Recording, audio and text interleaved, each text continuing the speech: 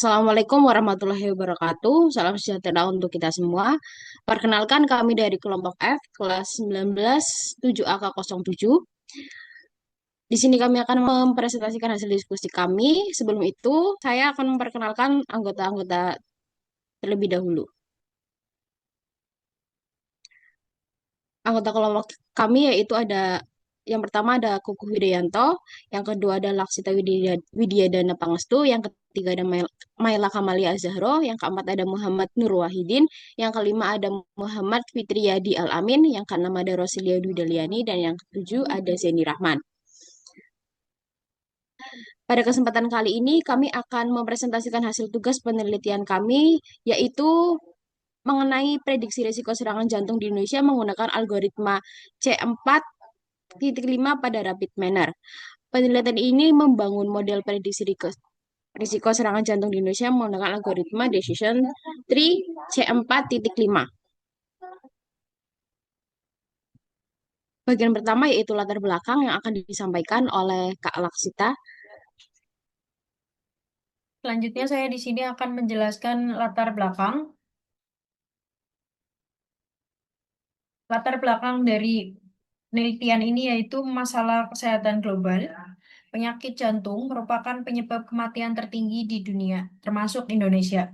Faktor resiko dari penyakit jantung ini yaitu usia, jenis kelamin, obesitas, hipertensi, kolesterol, kebiasaan merokok, dan lain sebagainya. Tantangan untuk deteksi dini penyakit jantung ini. Gejala awal memang tidak spesifik, kesadaran pemeriksaan kesehatan pun masih rendah, biaya pemeriksaan dan keterbatasan alat medis juga menjadi kendala. Untuk peran teknologi dalam penelitian ini yaitu data mining dapat digunakan untuk memprediksi penyakit karena dianggap mampu menemukan pola resiko secara otomatis. Selanjutnya akan dijelaskan oleh Kak Seni. Kak Rosi maksud saya, maaf. Latar belakang selanjutnya yaitu penggunaan algoritma C4.5. Decision tree mudah dipahami dan diinterpretasikan serta efektif untuk atribut numerik dan kategorikal. Yang kedua yaitu dataset penelitian menggunakan dataset Heart Attack Prediction in Indonesia dari Kaggle. Selanjutnya yaitu tujuan penelitian yang pertama untuk mengidentifikasi pola risiko serangan jantung, yang kedua untuk menghasilkan model prediksi berbasis C4.5, yang ketiga yaitu mendukung deteksi dini dan pengambilan keputusan medis berbasis data. Selanjutnya yaitu ada metode penelitian yang akan disampaikan oleh Kamaila. Baik, saya lanjutkan. Selanjutnya adalah metode penelitian dari prediksi risiko serangan jantung di Indonesia menggunakan algoritma C4.5 pada rapid miner. Jadi penelitian ini dilakukan menggunakan teknik data mining dengan algoritma C4.5. Untuk tools yang digunakan yaitu Rapid Miner Studio versi 10.3. Tahapan penelitiannya dimulai dari analisis masalah, penetapan metode, studi literatur, pengumpulan data, pra-pemrosesan data, implementasi algoritma C4.5, dan yang terakhir adalah evaluasi model. Saya akan menjelaskan satu persatu tahapan penelitiannya. Yang pertama tadi analisis masalah. Jadi permasalahan utamanya yaitu meningkatnya kasus penyakit jantung di Indonesia dan pentingnya model prediktif untuk mendeteksi risiko sedini mungkin. Yang kedua yaitu penetapan metode. Menggunakan algoritma C45 karena efektif dalam mengolah data serta menghasilkan keputusan yang jelas dan mudah dipahami. Tahap yang ketiga yaitu studi literatur. Jadi kami melaksanakan kajian literatur terkait penggunaan data mining di bidang kesehatan khususnya penyakit jantung. Tahapan yang keempat yaitu pengumpulan data. Dataset yang kami gunakan yaitu dataset dari situs Kaggle yang berjudul Heart Attack Prediction in Indonesia yang terdiri dari 13 atribut dan memiliki label target serangan jantung. Untuk tahap yang kelima adalah tahap pra-pemrosesan, yaitu melakukan proses pembersihan data, normalisasi, dan pengecekan nilai yang hilang. Untuk tahap yang keenam adalah implementasi C4.5. Implementasi ini dilakukan menggunakan aplikasi Rapid Miner Studio versi 10.3. Untuk tahap yang terakhir adalah evaluasi model. Jadi hasil klasifikasi ini diuji untuk mengevaluasi akurasi dan pemahaman terhadap faktor-faktor yang paling signifikan. Selanjutnya ada hasil pembahasan yang akan dijelaskan oleh Kak Zeni dan Kak Wahid. Untuk pengumpulan data, kami menggunakan dataset prediksi serangan jantung di Indonesia.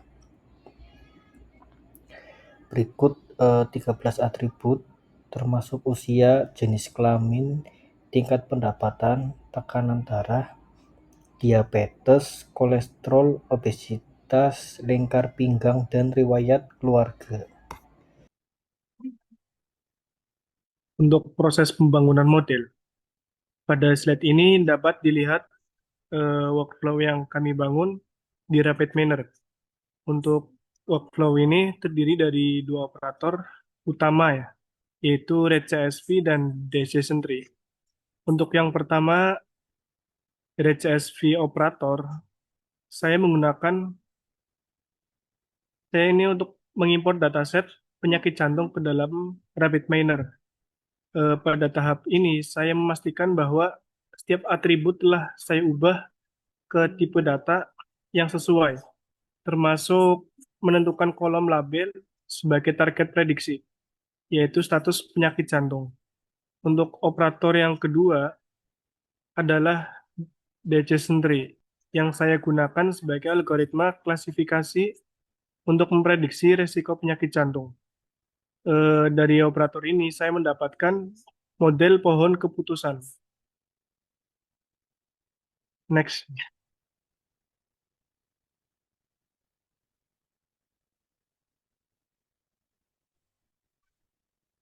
Untuk permodelan decision tree, lingkar pinggang menjadi faktor yang paling berpengaruh.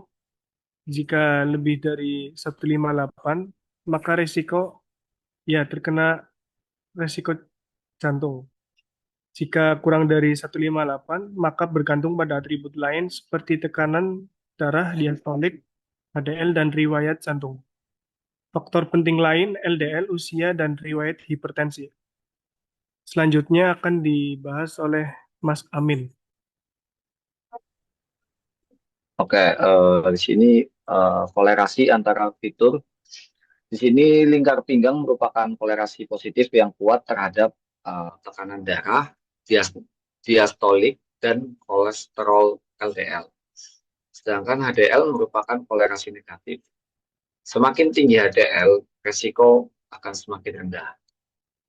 Hasil pengujian model dari hasil evaluasi Confuse Metric, akurasinya di sini 87,4%. Untuk recall-nya 77%, untuk tingkat presisinya 74%, dan F1 score-nya 75%.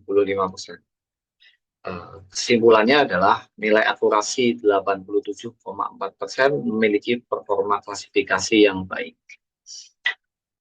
Next.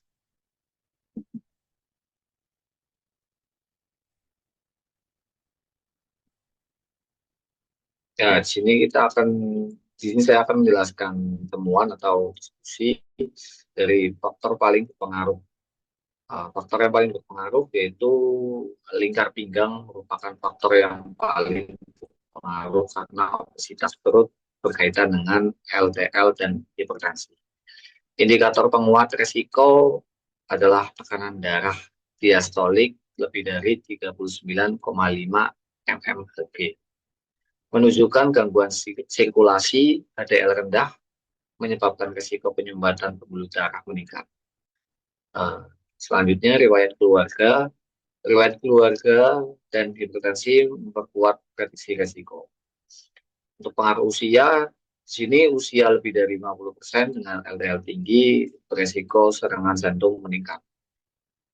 Untuk pengaruh usia, akurasi dari model C4.5 adalah 87,4%.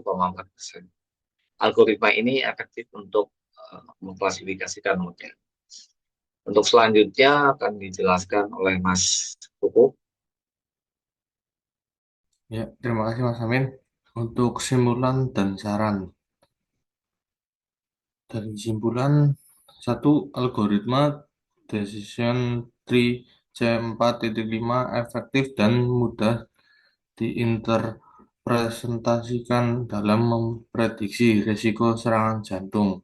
Terus yang kedua, lingkar pinggang merupakan faktor yang paling mempengaruhi risiko serangan jantung.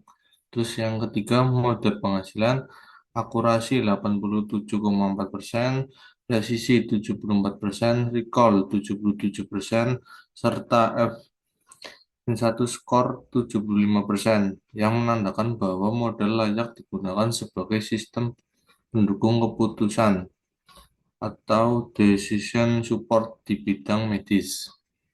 Terus untuk sarannya itu digunakan dataset lebih besar dan beragam untuk hasil yang lebih representatif.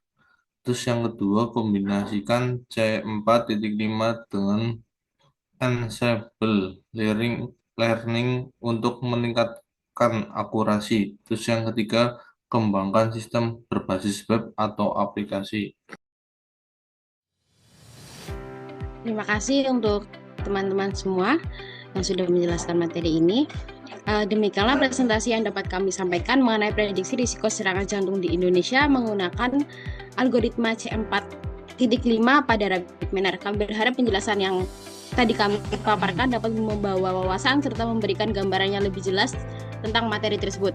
Kami juga menyadari bahwa penyampaian kami masih jauh dari sempurna. Untuk itu kami sangat terbuka terhadap pertanyaan, kritik maupun saran yang membangun. Terima kasih atas perhatian dan waktu yang telah diberikan. Akhir kata, wassalamualaikum warahmatullahi wabarakatuh.